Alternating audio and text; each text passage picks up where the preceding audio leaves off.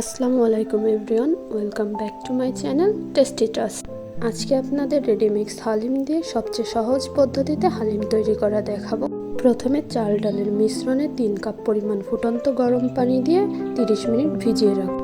পানি অবশ্যই গরম হতে হবে। এরপর একটি পাত্রের ভিতর হালিম মশলাটি ঢেলে নেব এবং 2 চামচের মতো আলাদা একটি পাত্রে তুলে রাখবো। এখন কড়াই ভালো করে গরম করে পরিমাণ মতো তেল দিয়ে পেঁয়াজ কুচি দিয়ে ভালো মতো ভেজে নেব। পেঁয়াজগুলো বাদামি রঙের হওয়া পর্যন্ত ভাজতে হবে এবং বাদামি বর্ণের হলে তুলে রাখতে হবে। এরপর কড়াইতে গোলমরিচ, তেজপাতা, দালচিনি দিয়ে 1 চা চামচ পরিমাণ আদা বাটা ও রসুন বাটা দিয়ে ভাজতে হবে। কিছুক্ষণ ভাজার পর আগে থেকে তুলে রাখা পেঁয়াজ কুচির কিছুটা পরিমাণ দিয়ে হালকা নেড়ে চেড়ে মাংসটা এর ভিতর দিয়ে দিতে হবে। এরপর একে একে মরিচের গুঁড়া, হলুদের গুঁড়া, ভাজা জিরার গুঁড়া এবং রেডিমিক্স হালিম মশলাটি দিয়ে ভালো করে নেড়ে চেড়ে কষিয়ে নিতে হবে।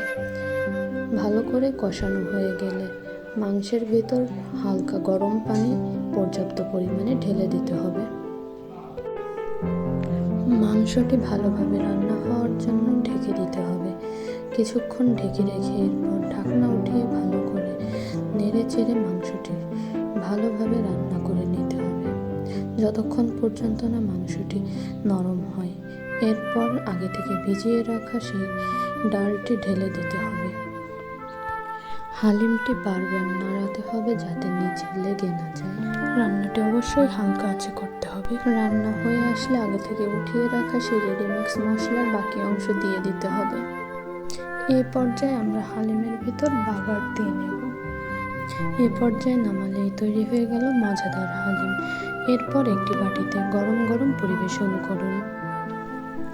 পরিবেশন করতে এবং স্বাদ বাড়াতে হালিমের উপরে ভাজা পেঁয়াজ এবং শসা কুচি, মরিচ কুচি, পেঁয়াজ কুচি, ধনিয়া কুচি এবং লেবু দিয়ে পরিবেশন করুন। আজকের এই সহজ হালিমের রেসিপিটি আপনাদের কেমন লাগলো কমেন্টে জানান এবং সাবস্ক্রাইব করে পাশে থাকুন।